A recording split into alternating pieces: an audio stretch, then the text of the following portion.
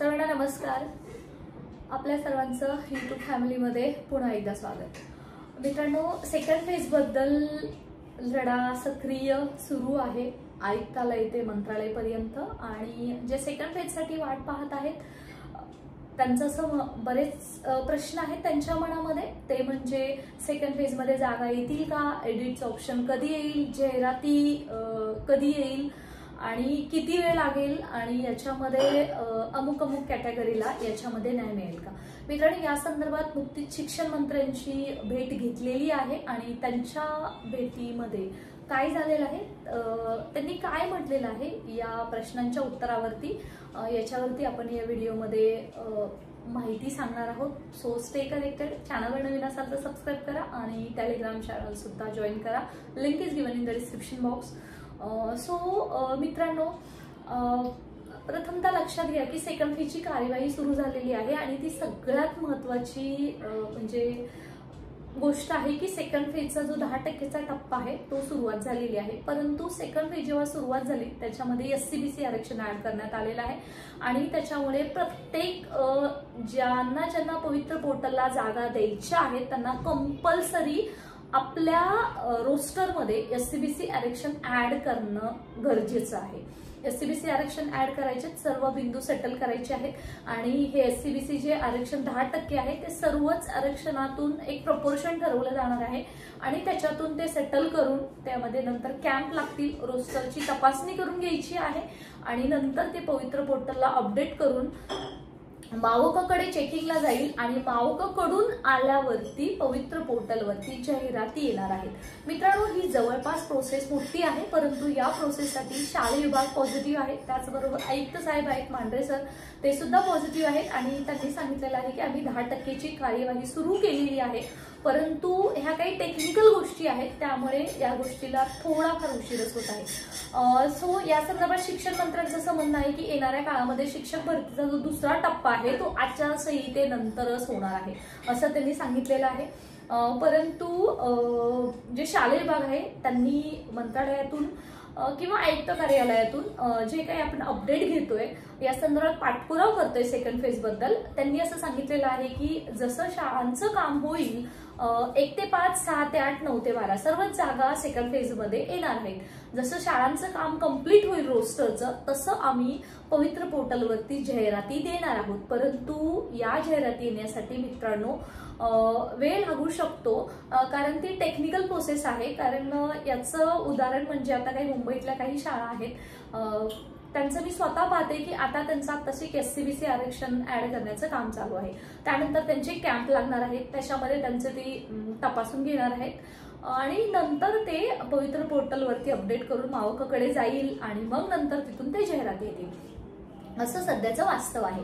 तर मित्रांनो, यासाठी सध्या आपण काय करू शकतो, जर लवकरात लवकर जर हे काम झालं तर आचारसंहितेमध्ये निवडणूक आयोगाची परमिशन घेऊन सुद्धा आम्ही काम करू असं सुद्धा शालेय विभागाने सांगितलेलं आहे। म्हणजे थोडक्यातच काय, शालेय विभाग सध्या पुढची सेकंड फेज घेण्यासाठी सकारात्मक आहे आणि जे काही निगेटिव्हिटी पसरवली जाते की याच्यामध्ये जागा येणार नाहीयेत किंवा कंत्राटी भरती आहे त्याच्यामुळे सेकंड फेज मध्ये जागा येणार नाहीत, मित्रांनो असं अजिबात सुद्धा नाहीये। सेकंड फेज मध्ये जास्तीत जास्त जागा येणार आहेत आणि जे अगदी मे 2024 पर्यंत शिक्षक रिटायर झालेले आहेत त्यांच्यानुसार संच मान्यता सुद्धा सुरू झालेली आहे। सध्या विद्यार्थ्यांना कायमस्वरूपी शिक्षक देणं ही सरकारची जबाबदारी आहे आणि आता जे सेकंड फेज मध्ये लागत आहेत त्यांची लिस्ट लागणं, त्याच्यानंतर एडिटचं ऑप्शन देणं आणि त्याच्यानंतर ही सर्व प्रोसेस जवळपास म्हणजे त्यांची नियुक्ती होईपर्यंत सध्या कंत्राटी शिक्षक किंवा मुख्यमंत्री प्रशिक्षण योजनेतून त्यांनी हे शिक्षक ऑलरेडी भरलेले आहेत। त्यामुळे आपण पेशन्स ठेवणं गरजेचं आहे, अजिबात टेन्शन घेऊ नका।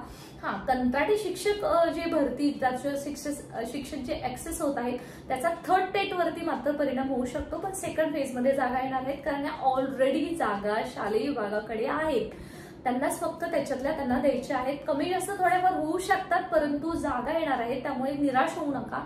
सेकंड फेज मध्ये आपल्याला याच्यातून नक्कीच म्हणजे पॉझिटिव्ह तुम्हाला पाहायला भेटेल आणि सध्या या गोष्टीला उशीर लागत असला तरी उशिरा लागला तरी जागा जास्त येतील हे तुम्ही कॅल्क्युलेशन लक्षात ठेवा. सध्या पवित्र पोर्टलला बऱ्याच संस्था आहेत 9 ते 12च्या, त्या जागा देत नाहीत असंही आमच्या निदर्शनात आलंय.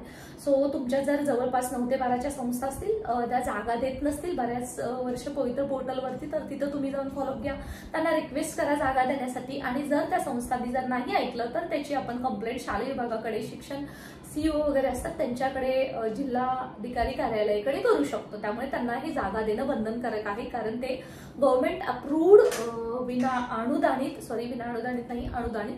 शाळा आहेत. 9 ते 12च्या असतील, मग ते 6 ते 8च्या असतील किंवा 1 ते 5च्या सुद्धा असतील. त्यामुळे सर्वांसाठी जागा येणार आहेत, सर्व कॅटेगरीसाठी येणार आहेत.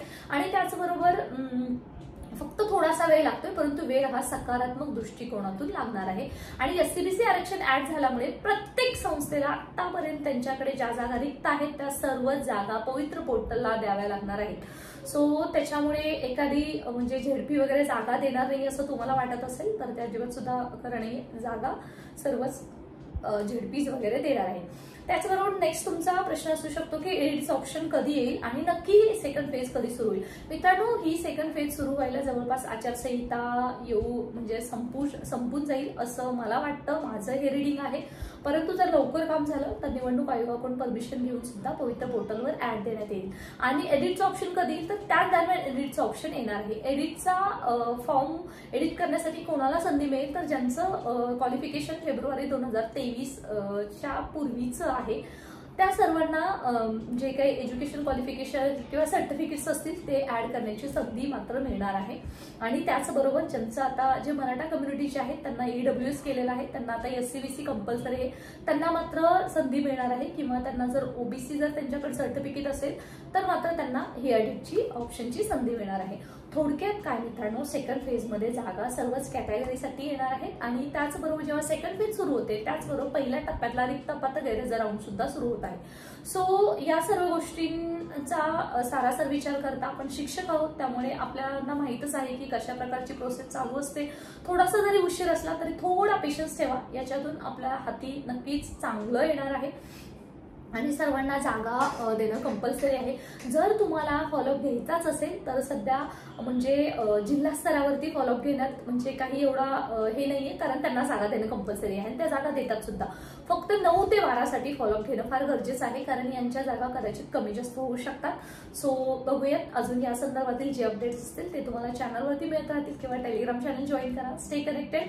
आणि जसंच सर्व शाळा संस्थांचं रोस्टर कंप्लीट होईल आणि मावककडे जाईल तिथून पुढे मात्र आपल्याला अजून एखादं आंदोलन म्हणेल किंवा नंतर एखादा फॉलोअप कंटिन्यू घ्यावा लागणार आहे. सध्या तरी शासनाने वेळ मागितलेला आहे म्हणून त्यांना देणंही गरजेचं आहे, अन्यथा जागा कमी येतील आणि ते येऊ नयेत असा एक महत्वाचा निर्धार आहे.